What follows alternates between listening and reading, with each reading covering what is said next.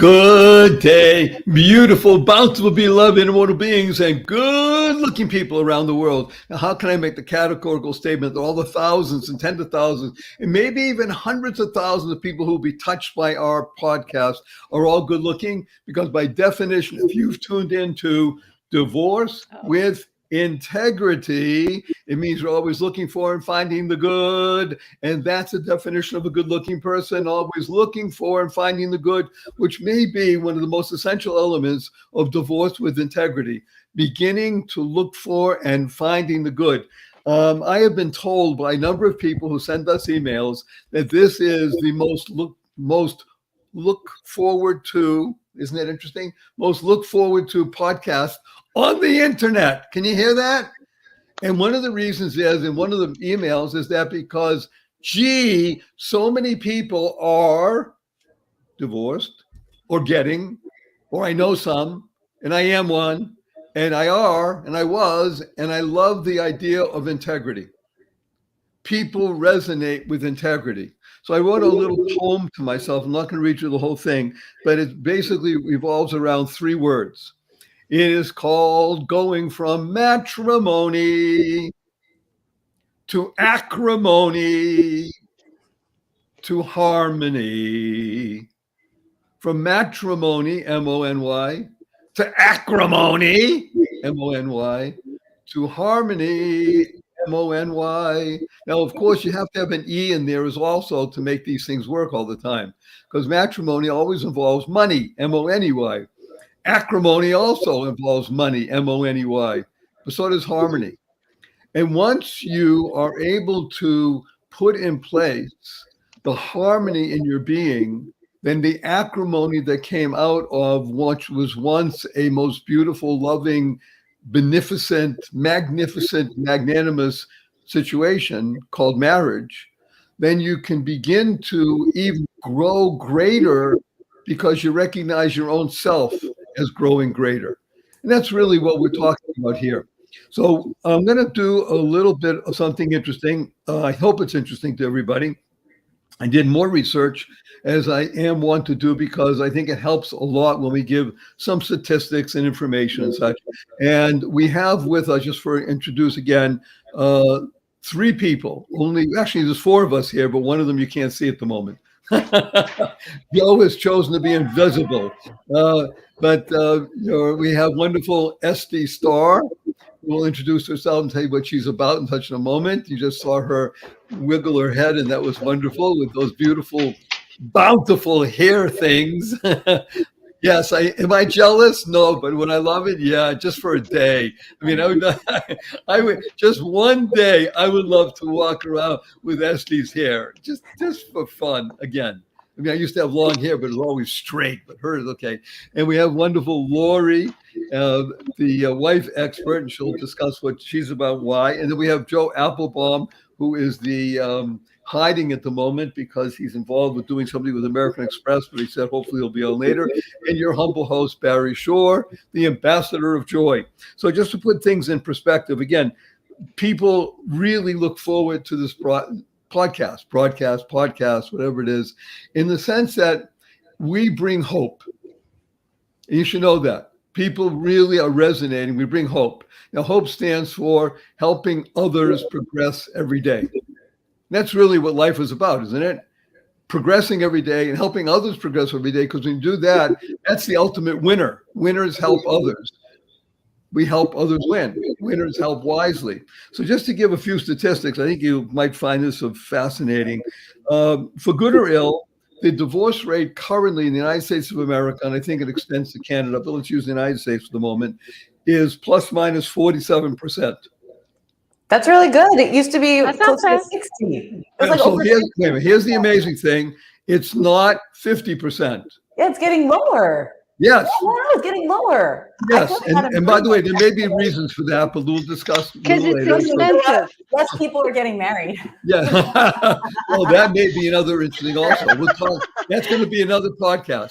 No, people are not getting married in the same numbers that they were before. And certainly people are waiting in terms of age before they get married. But so 47% of people get divorced. What I found fascinating is that nearly 80% of all people who get divorced get remarried. And generally speaking, within 3.7 years, let's call it 3.5, well, plus minus 4 years. Within 3.5, 4 years, 80% of people get remarried. So that's not a bad gig, right? However, The re-divorce rate. You know, and we're going to talk about this remarriage because this is the whole point of today's podcast. Getting remarried is what they say that is the triumph of hope over experience. But you didn't know the one before? Well, now you know it. Okay. But here's where it gets fascinating because 62% of second marriages end in divorce. Okay. Because people bring along baggage. We're not going to talk about baggage at the moment. And because once you've done it once, it's not as big of a deal to do again. Right. Oh, very good. Okay. I've already been there, done that. By the way, 6% of people who get remarry their former spouse. That's pretty cool. And that, to me, is a very telling percentage. But we're going to just dive right in to the questions at hand. And we have, I don't know, maybe 63, 64 different people who write in and such. By the way, you should know, if you have one person writing in, that means there's another 10 or 20 that don't. I mean, because for people to take action, that's a big thing. So we have 63, 64 about this particular topic, which we had announced previously, which is about dating and remarrying or remarriage. And it's really fascinating to me. I'm not divorced, married 45 years. I would say almost every one of those days of the 45 years has been happy or in bliss. There have been some that have not been. And if I ever contemplated divorce, well, hello, I'm human. Has my wife ever contemplated divorce? Well, yeah, I got the arrows in my back and my front to prove it. However, we made the ability to work together to create what I call, we went from enmity, E-N-M-I-T-Y, enmity, which is a very wonderful word that means almost hatred, into amity, A-M-I-T-Y, which means love. So it's the ability to move from anger, hurt, into a love state. And I think, by the way, that is exactly what our show is about. It's the process, again, maybe through divorce, which is painful, and getting to a point where one or both of the partners recognizes that to live with integrity for oneself is the ultimate expression of true love. I'm making that up. I think it's a great line. Write that down, everybody. It's a true love is living in integrity for oneself. If you're able to extend that to your spouse or former spouse, so much the better. But true love in life is living with integrity. So I'm just going to begin with the first question, and I'm going to pose it to Joe, who's not here. So, wait a minute. Look at me. Look at me. Ta-da! Waiting patiently in the background. You know something? First of all, that is part of his new persona. I don't mean new from the past day or so, but I think part of what has happened with him and his shift through marriage, as we say, you didn't hear the introduction, Joe. I said we go through 3 stages, from matrimony to acrimony to harmony. And that's where we are. So thank you for being here. And there's a very famous saying in the Jewish world that if you want to say something and it happens right away, you should have asked for the Messiah. Okay, so Joe is not the Messiah, but he's our close approximation. So we'll start with Messiah. I could be your Messiah. As I mentioned, we have dozens, over 64 questions regarding this interesting idea of dating and remarrying. So let's start with the first question about dating, because I'll try and frame it. We've had about 23 questions on this particular issue. And it is that, again, I'm going to try and take the question into a few words and make it clear for me even. Is there jealousy when you find out that your spouse is dating?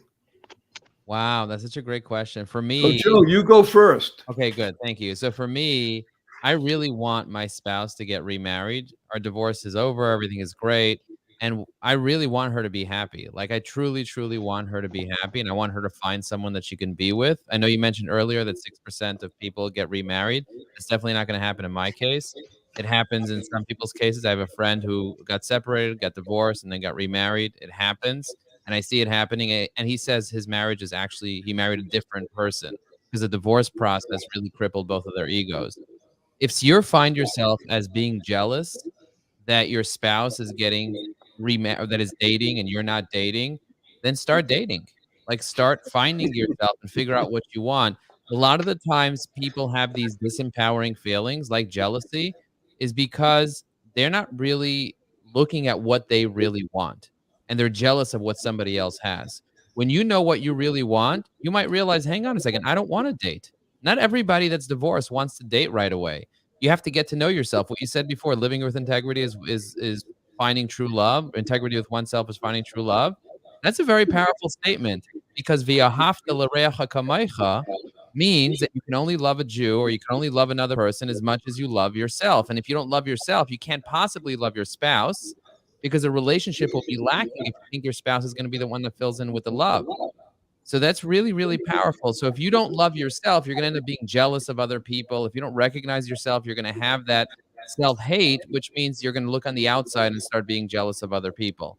I want my spouse to go ahead and get remarried. I want her to start dating. And dating is literally just like looking for someone who meets your requirements, who meets your needs, and who can help you get your wants.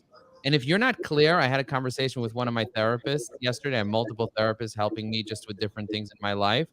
And she's like, Joe, what do you really want? So we went through my requirements. I actually have requirements that I wrote down, a list of 10 requirements that I don't share with people.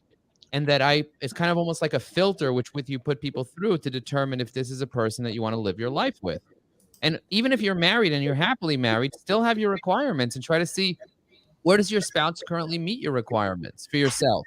You want to have values. You want to make sure that you understand what you want, what you need, and ultimately what is a permission to play for you. So like knowing what you want will also create clarity so that you'll be less jealous because what you want is different than what your spouse wants. I one time sat down with my spouse many years ago, and we wrote a vision for our marriage. And we realized that we had a very different vision for what we both wanted. And we were trying to kind of say, okay, like what aspects of the vision can we kind of get behind? Right? The same thing for dating. If you don't have the same vision of your spouse when you're divorced, create a vision for you where you want to be in 1 year, 3 years, 10 years. And today now with I don't know if you guys are into the whole Lionsgate thing, but there's like the whole now you have the ability to manifest today, tomorrow. You have the ability to manifest what you want. So I posted on LinkedIn a whole article about manifestation and how you can literally attract your lover, you can attract your spouse. But the first step is having complete and total crystal clarity about what you want, and your jealousy is not going to allow you to have clarity. That's all I have to say. I'm going to ask Essie to speak. I just wanted to make mention of two things. So what part of what you're saying is here is getting to know oneself. What do you want? And the word that you use most often over these number of times we've done this, and it's really important, is clarity. Being clear on who you are, who you want to be, because you may not be who you want, what you are right now may not be who you want to be. That's called growth. Gee, isn't that wonderful? And the fact that you and your former spouse actually sat down together and took out your various vision maps and then looked and see how congruent or not they were, gave you already an indication that, oh, we have work to do if we want to do it. But a big bravo, because I can tell you most people don't do it. I never did it with my wife. Okay, I'm admitting it. I'm human. I didn't do it. And sometimes people are afraid, Barry. I was afraid. I'm telling you, I was afraid. Because if you see Yes. that you're not aligned, then you're like, holy crap. Now I see. Okay, we're going to go to fear. That's another one of the questions, actually. Wonderful, Esty. Would you be so kind to answer our query about if the former spouse is dating? Are you jealous? For me, no. And I think that for someone who is, it's you kind of one direction or the other. Either they haven't really let go of their connection with their former spouse, or it's like what Joe was saying. I remember soon after my separation, so we're going back a couple of years, I was speaking to this woman and she told me that her marriage had been on the brink of divorce. She and her spouse had even separated. And someone had said to her, like, because she was like, should we fully do it? Should we get back there? Like they were really like, trying to figure things out. And she said the turning point for her was when a friend of hers said, well, how would you feel if you saw him dating someone else? She's like, I'd kill them. She's like, and by the way, no, that's why people sent these questions. And they're back together. They did not end up getting divorced. She said that for her was this turning point moment of like, no, I want him to be with me. I don't want him with anyone else. And I remember I looked at her, I was like, yeah, I'm the opposite. I said to her in therapy already like a year before, towards the end of our marriage. In therapy, I had said to him and the therapist, I was like, I just want you to be happy. And I don't think I'm that person. I want you to have someone who genuinely appreciates you and loves you for everything that you are and everything that you're not. And I don't think I can be that person. So how could I be jealous if he gets the thing I wanted him to have? That was beautiful. Yeah, that was a real story. I was there. I mean, both stories I love. The ones that, oh, can't kill him. Yeah. Right. Yeah. So I think if someone's feeling that jealousy, maybe they're like my friend. They really aren't over him. Now, if they've fully divorced, if there's a chance of them getting back together like that 6%, go ahead and explore it. If there isn't, and the reasons that they split are too strong for them to come back together, they need to do their own emotional processing and healing. They need to separate fantasy from reality. I am amazing at seeing potential. It's what I do in my business every day. I'm amazing at it. It's great in business and it's less good in my dating life because I see potential more than reality. So like, I see what you can be and who you can be. And it's like, but he's not that right now, Esty. And so if someone's feeling that jealousy, maybe they haven't fully separated fantasy from reality, what they think their spouse really was or could have been or would have been. And so that's just some personal healing. And then on the other side, like what Joe said, if you're jealous, right? In Hebrew, we have a saying, "Kinas sofrim tarbe chachma." That's the best kind of jealousy. The jealousy of scholars brings wisdom.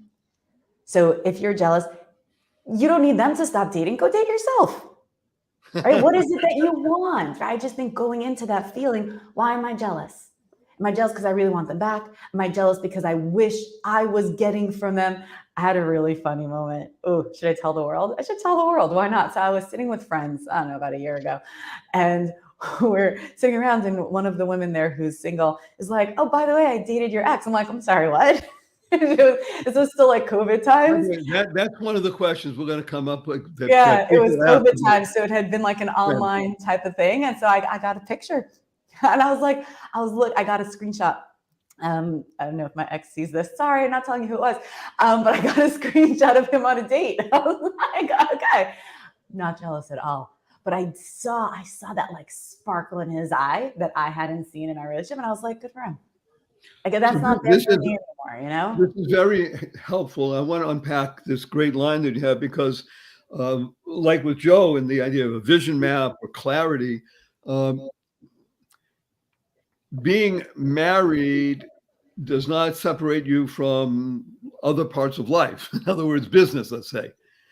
In other words, you cannot be successful in any other aspect of life if you can't be successful, let's say, in marriage, because it spills over. And same thing with business. Well, I'll give you an example and just then you'll see, because I like the way you cock your head.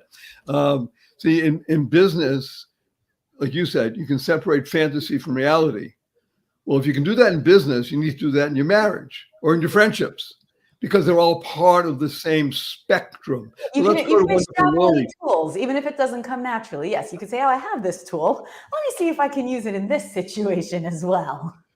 Yeah, because you said you got to ask the question, why?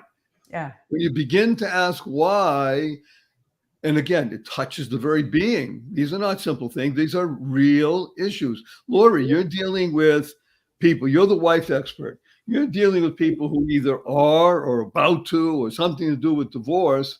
And how do you speak with them when they talk about, well, he's dating, because you will work mostly with women. He's dating. How does that make, in other words, does that make me feel less, oh gosh, I'm being rejected? Or can you feel, well, that's great. I'm glad for him because I'm growing too. What say Yeah. you, wonderful Lori? So I coach women whose husbands have left and men whose wives have left. And some of them end up getting divorced. And I still I walk on that path with them. And I help people who are divorced stay connected to their husband because something might change later, just that 6%. I'm here. I work with people who want that 6%. However, there comes a time, and sometimes it happens right away, when they find out that, no, he's not having an affair. He is. He's now with somebody else. And it is just tears on tears. And we have to remember, we can't control anybody else. The only person we can control is ourselves. If you want to be with somebody and be their everything, and they have changed their mind or they want something else, you can't grab onto that thing and squeeze it till it dies, because you'll die. And we want to work on you to make you the best version of yourself. So while people focus on this other person, he needs to do this, he needs to do that, she needs to do this. It's like, well, what do you need to do? What do you really want in this world? And maybe he's not even the right guy for you. Let's figure that out. And so by you figuring out who you are, what is your purpose, what do you want in this world, you can get to a place where you go, huh. And then honestly, what happens in my world, when I get these women to a very strong place, their husbands come back or they start circling around. It's the craziest thing. And so I have many clients who were divorced who've gotten remarried again.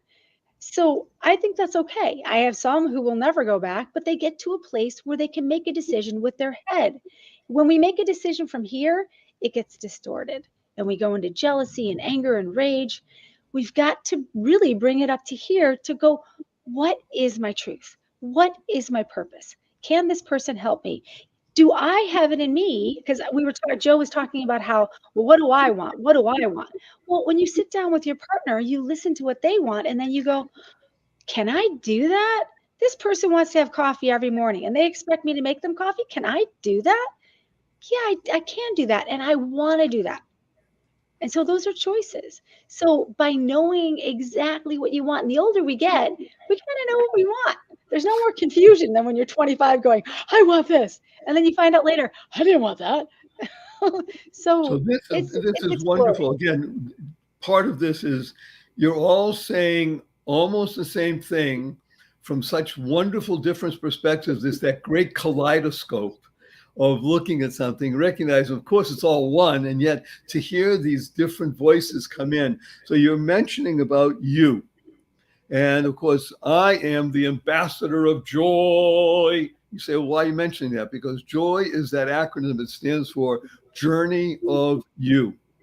I think the underlying base here for divorce with integrity is understanding, being able to look at me. Who am I? What do I want? Like you said, Lori, well, he wants this. Okay, can I do that?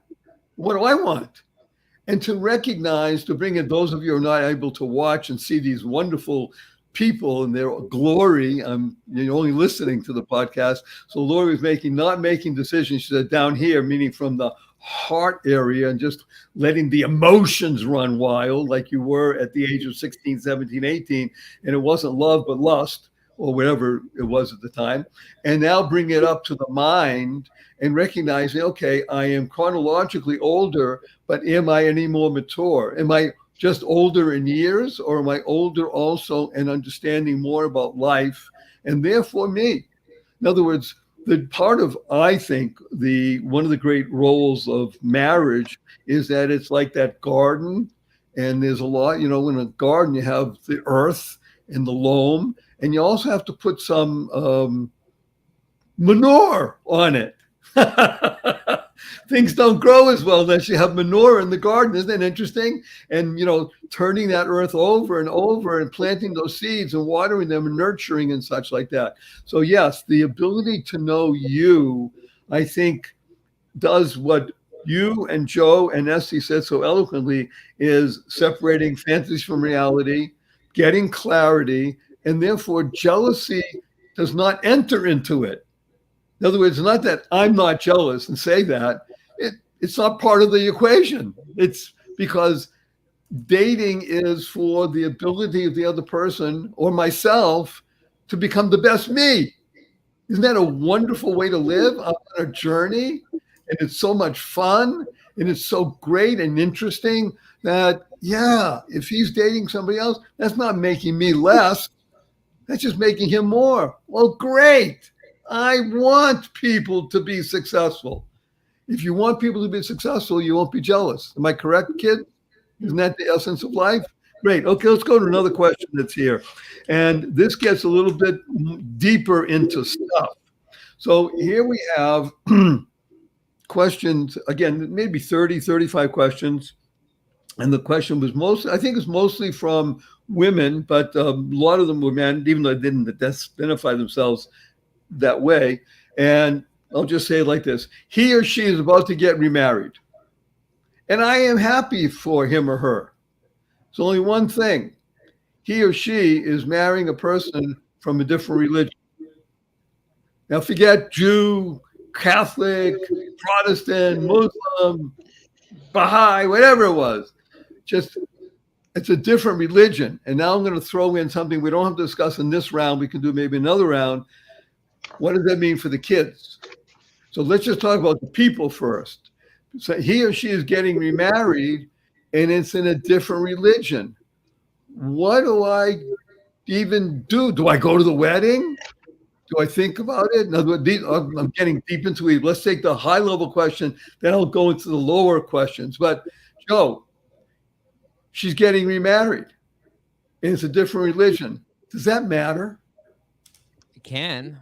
If you, depending on what you both agree. First of all, depends, are there kids? That's number one. If there are kids, that can be very problematic in terms of how you want to bring up the kids. And that goes back to the clarity of the agreement. What is the agreement? In the agreement, usually it'll state how you want the kids to be brought up. So if you want the kids to be brought up, for example, in our case, in a certain level of observance of Judaism, and you both agree to that, then there's going to be, like, for example, if somebody decides to marry a Christian family and they decide to become Christian, and you have an Orthodox Jewish family, there's going to be a lot of problem in terms of the kids being able to practice Orthodox Judaism in a Christian environment. It's a problem. It's a big problem, especially for in the world of the Orthodox Judaism. By the way, I want to put you on pause.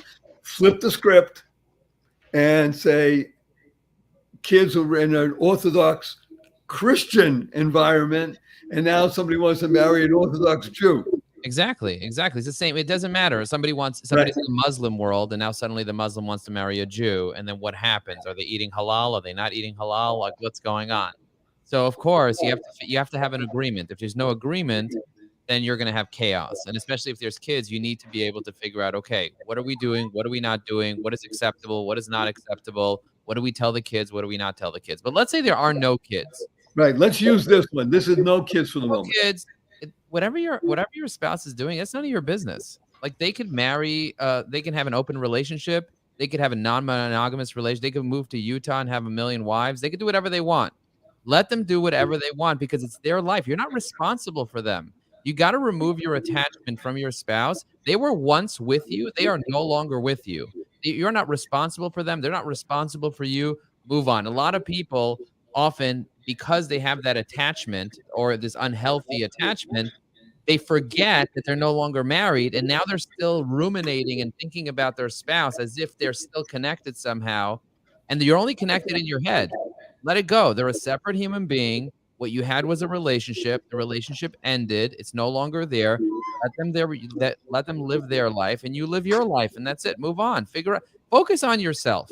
That's what I would say. Instead of focusing on other people, focus on yourself. You can't control what somebody else does. And here's another big kicker. what your spouse does is not a reflection on you. You might think it is, but it's not. Good. This is an important point you just brought up. Don't think it's a reflection on you. In other words, be aware that this is all about you. You want to become the best you possible, but don't take what your former spouse is doing or did as a reflection on you. Here's another example of that. It's not just about religion, Barry. It's also about sexual orientation. Like, for example, a guy was married to a woman for 10 years. The woman decided she no longer wants to be in a relationship with a man. She wants to get into a relationship with a woman. So she decided to go and date a woman and marry a woman. Now he feels like he's no longer a man anymore because his wife was so irked by his masculinity that because she didn't like his genitals or whatever it is, now she's going to go find someone with a different set of genitals. It has nothing to do with you. But it's a reflection of me. I made my wife gay. You didn't make your wife gay. Chill By the way, out. I'm going to offend a lot of people who are about to say, but I'm going to say it anyway. I'm gay. They're homosexual. Okay, I hear what you're saying. You got it? What you're saying? Yeah, I like the word gay. I'm gay. Hey, hello, happy. Hey. And by the way, it works the other way as well, because I know of couples exactly like you just said, the same exact circumstances. She has a relationship with another woman. I know another couple where he is a homosexual and has a relationship with another man. So, yeah, but the key that you're bringing in is, excuse me, you're divorced. And if it's with integrity on your side, whatever he or she is choosing to do now that's up to them. Stop trying to control other people. Let it go. That. By the way, this is, again, I'm talking business here as well, because you're in business, Lori's in business, I'm in business. This applies to everything in life. You can't control your what do you call it? Your customers, the people that patronize you.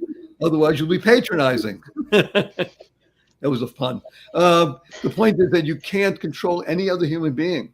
And the only thing you have possible control over is your mind. If you try to control your heart and your feeling, that's a bigger wrestle than it is to work with your mind. The real stuff of life is working with the mind. Wow, thank you. Okay, let's go to wonderful Esty. Let's stay with no kids for the moment. And spouse is getting remarried to a person from a different religion. Anything, or just water off a duck's back? I mean, for me, if there's no kids, yeah, like if your friends and you are invited and it's within your religious, because I know in Orthodox Judaism are not allowed to go into a church if they're marrying someone and the wedding's in a church. So you have a question for your, as they say, spiritual advisor. Yeah, your spiritual advisor. If within your worldview, if there's nothing stopping you from going and you were invited and you want to go. If you weren't invited, don't go. To me, it's like a non-question. I didn't even realize that this question had a component where there were no kids involved. Because if there's no kids involved, you're divorced. Goodbye. And if you're friends, so you're friends. So would you go to a friend's wedding that they were marrying someone from a different religion? What? I'm like confused on the question. Does that make sense? It's like, why? No, that's why I wanted you to say this is very important what you're saying now. So you're saying, if I may be so bold to put your words in your mouth, if there's no kids, then there's no question, because now you're two separate human beings, which you were before, but you were joined in matrimony.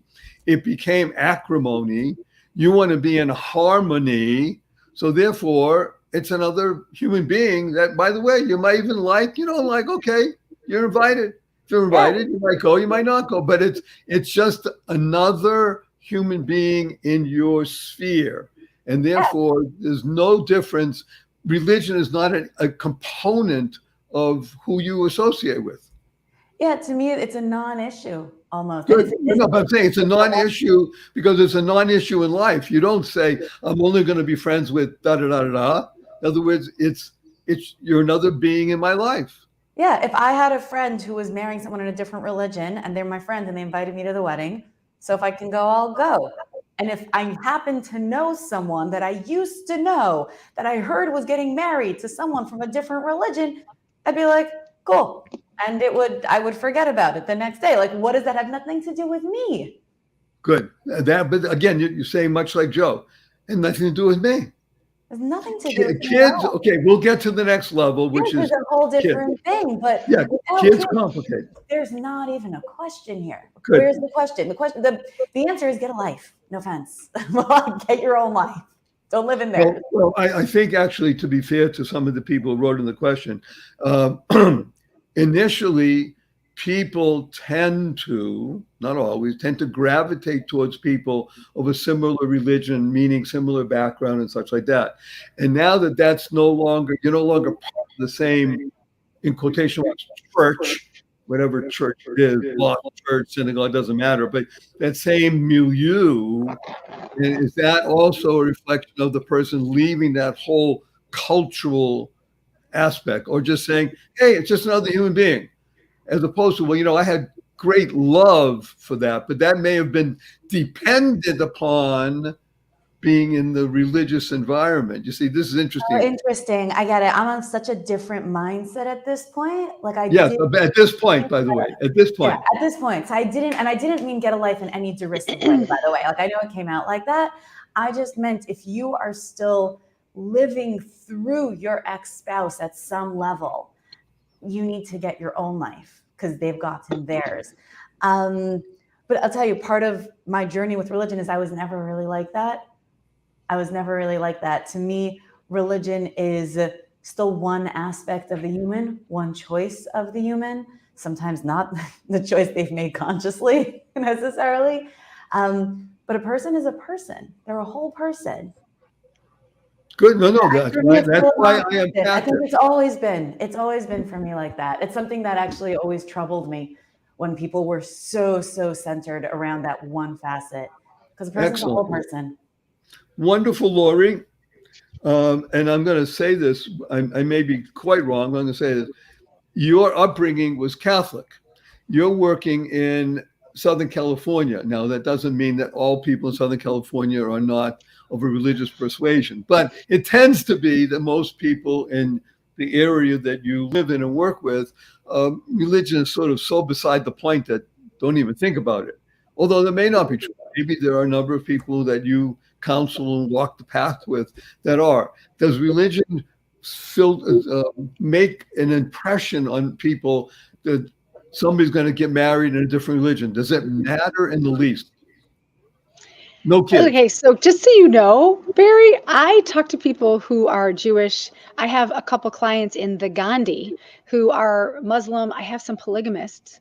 It goes the gamut. But here's the deal. Everyone's kind of saying the same thing, but I'm going to take a step further. When you get married and you are with just one partner and you separate from that partner and you divorce from that partner, you get a hall free pass. You get a chance to go do your life all over without any baggage, without any strings.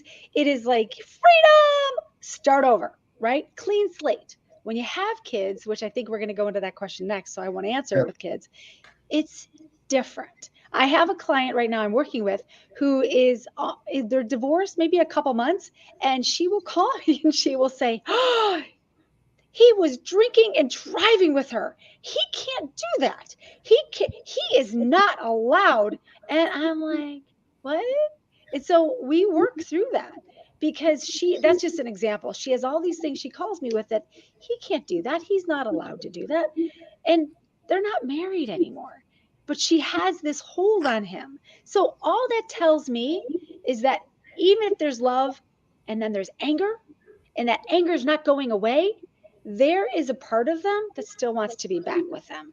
So I help people explore that to try to solve themselves so that they can be in a position to go back to that marriage if they want to. And if they don't and they solve that, we go forward and we find somebody new. But they go forward in that stronger position because that's all you. If you're jealous or sad that he's marrying into the Jewish faith and he was a Catholic, that just seems it comes from a place of me, my opinions, my thoughts, my matters. And we have to figure that out. I love that phrase about he's not allowed or she's not allowed. Because remember, the name of this podcast, which people love, is Divorce with Integrity. It's really about what are you doing? If you don't drive and drink at the same time, or show your 8-year-old that you're, my gosh, you're drinking a vodka Ricky Lime, I don't even know what they are, and you're driving the car, oh my gosh, I'm not telling mommy, but mommy doesn't, well, there's no mommy in that same sense anymore. But the ability to say he is not allowed or she's not allowed, that control factor. Again, Divorce with Integrity is getting to a point. It's not so much that you don't care about the other person, you care greatly, but you recognize that it's another person. And by the way, if you went to the process of divorce, it's because that other person primarily was not enabling you or allowing you the opportunity for growth. That's really what it comes to, in my humble opinion. Yep. That you were stilted, that you were put in a place that, well, you know, you're blocking the sunlight. In other words, that's how I not only feel, that's how I speak with you, integrate with you. And but I just want to ask Joe a quick question, because because you mentioned oftentimes the document, you know, writing everything down. So as in your particular case, as an Orthodox Jew, was it even a thought to put it into the divorce document that he or she can't marry out of the religion?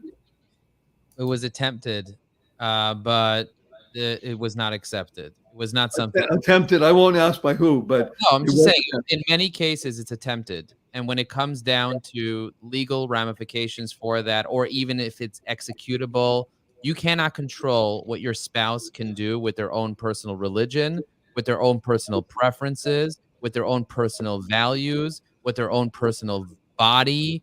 You could literally be and do whatever you want as an individual. Now, how it affects the kids, that's different.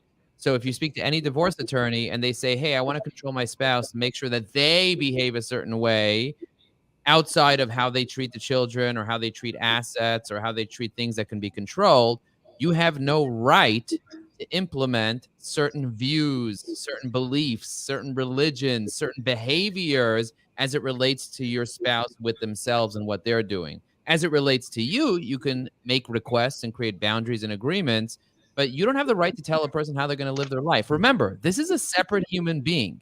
This is not you. They are not in a relationship with you anymore. It is over. That ship sailed. You can no longer control the other person. Now it's about what you want to create in this new world for yourself. And the key is letting go of your attachment to needing to control the other person or to worrying about how it reflects upon you. I just want to say also, you were never able to control them. That ship sailed. You know something? It was Thank you, never Esty. on. Esty, I'm glad you said this. This is wonderful. We're going to put the other question aside about kids for the moment. I think that's a great segue to an interesting idea that I'm glad you jumped in, Esty. The real question comes, Joe, did anybody ever think, I mean, people do, I guess, that, wow, when you're entering into marriage, I can't control the other person. In other words, were we working on fallacious arguments as a foundation? And I think the answer is yes, based on what Esty wanted to get out and get out. It was wrong to even think in the beginning that I could control someone else. Is that what you're saying, Esty? I'm saying you never could. Joe's like, you know, that ship has sailed. You can't control them anymore. I'm like, you could never control them. That's probably why you're separated. If you thought you could control them before, that's what they're doing now. They're out there without you. And now they don't have to come home to hear you criticize them for all the stuff that was never yours to stop them from.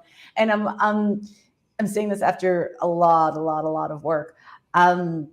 Because when you are married, your life is intertwined with this other human, right? And you do feel like everything they do is a reflection of you because they're your chosen partner. So what they wear and what they say and where they go and what they earn and how they behave and all those things, they're your partner, right? And that's only the public stuff and what they do with you and together with you and how they interact with you. Well, my partner doesn't do that, right? Like I'll give such this was such a beautiful example for me.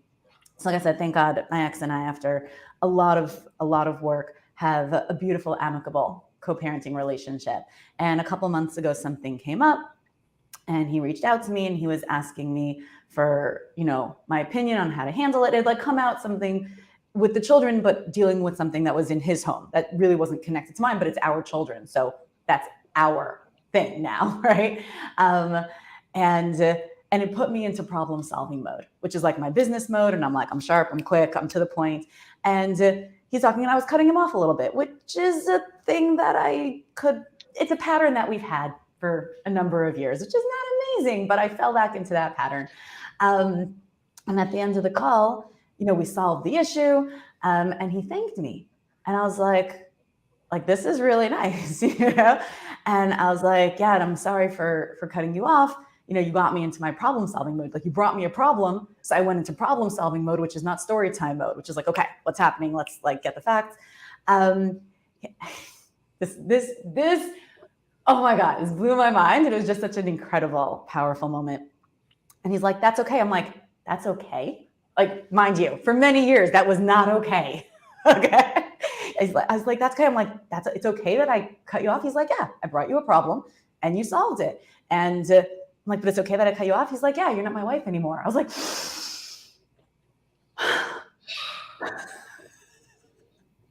and that's just, I've had so many moments over our time apart. Esty, I got to tell you, what you just did, you just demonstrated matrimony, acrimony, harmony.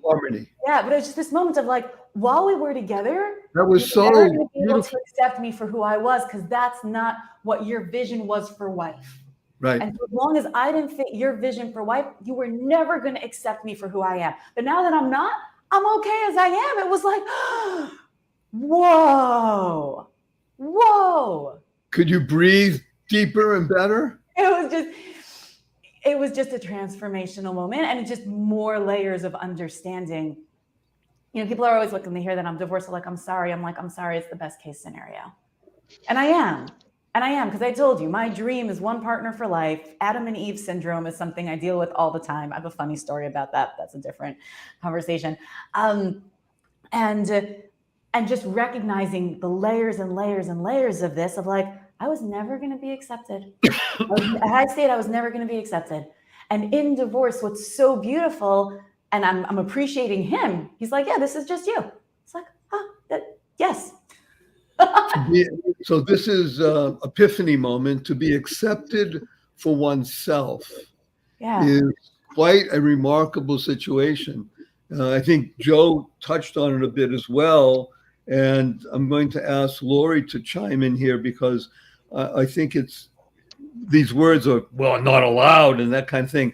To get to this point where Esty just gave us the blossom coming out in the springtime, it was so wonderful. There is no way that one can control another person. And yet marriage almost, I'm saying this, I don't know if I'm right or wrong, almost has that kind of connotation to it, that there is control for one to the other. And yet really what you want, as I said, you want that garden. You want to be able to grow and be your unique flower, tree, herb, whatever it is that you are. It's not so simple. So what do we do about that, Lori, in the sense of what Joe was mentioning about in the agreement? Well, you can't control the other person. And now Esty recognizes and gives us this story of her former spouse saying, oh my gosh, you just recognize me? What do you do with the nice people that you work with? Yeah, so a lot of it is control. And I'll be honest, I'll share a little bit, since Esty did as well. When prior to my husband having his affair and leaving for a couple of years, I got to a point where I was very controlling. And, I didn't really control him. Like, well, how could you say this? What could you do? I was just barking out commands and thinking he was my slave. In return, I think my husband expected me to behave a certain way. And I have a tendency to barf at the mouth and just say what's on my mind. And he would be humiliated and embarrassed. And when we got home, he would yell at me, how could you have said that? I'm like, what's wrong? And there was a part of him that never accepted me for who I am. And it really drove me nuts. So we would get in these arguments because I wanted to be free to be who I am, because I kind of like me. And he married me because I am this way. And suddenly we get married and he wants me to change and be different, which I think is usually the opposite. Women marry men and want them to change. Men marry women and expect them never to change. So we kind of reversed. So moving on to today, sometimes he behaves like a buffoon. Sometimes he says things I don't like. Sometimes he embarrasses me. And I go, there's so many great qualities about him that I love.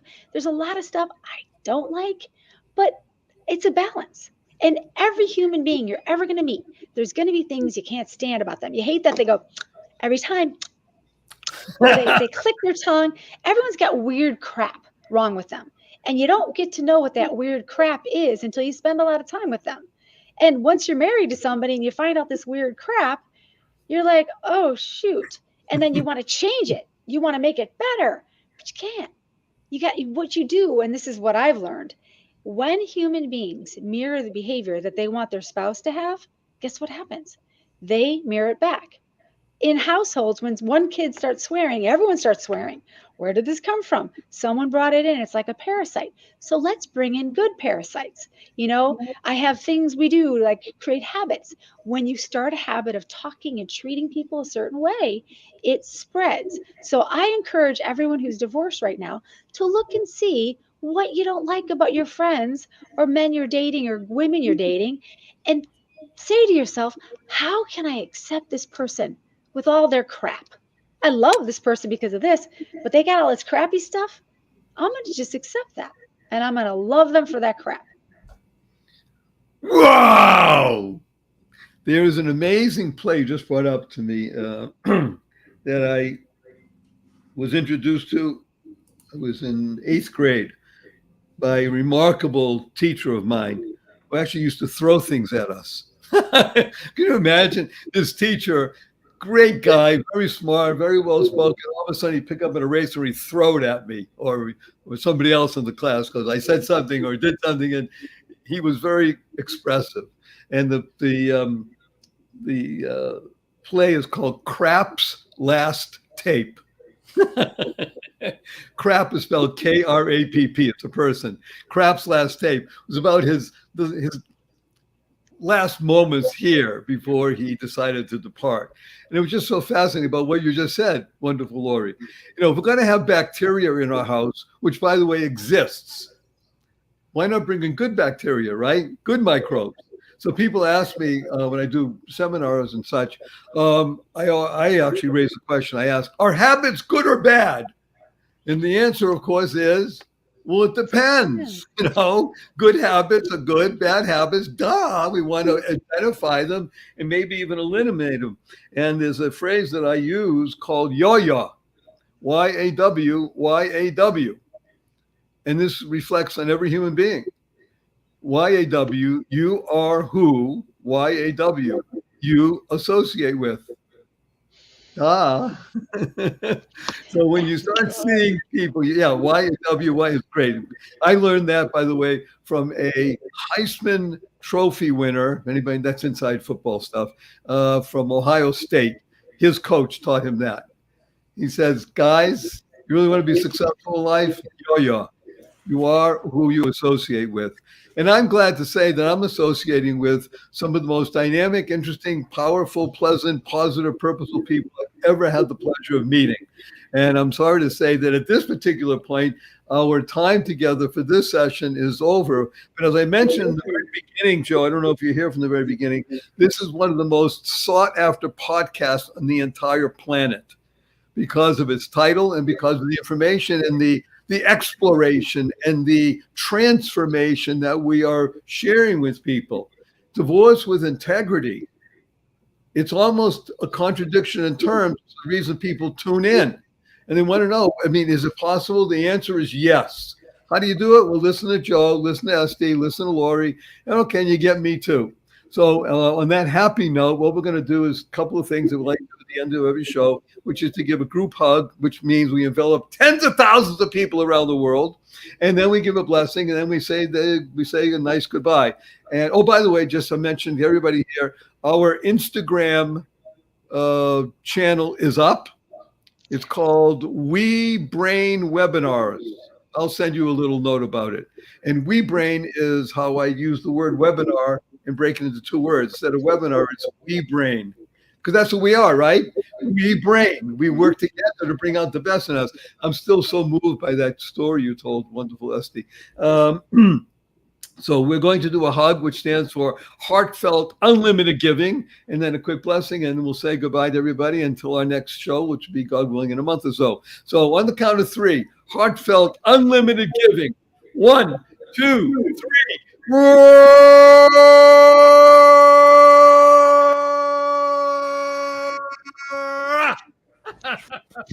And our blessing, everybody, is go forth, live exuberantly, spread the seeds of joy, happiness, peace, and love. Go mad, go make a difference. Thank you for listening to this episode of the Joy of Living podcast. Now that's another step towards your healthier, happier, and wealthier life. Never hesitate to do good in the world, no matter what the situation. Join us for another upbeat discussion next time at barryshore.com. And be sure to leave a rating and subscribe to the show to get more conversations like this. And remember to share it with your family and friends too. See you on the next episode.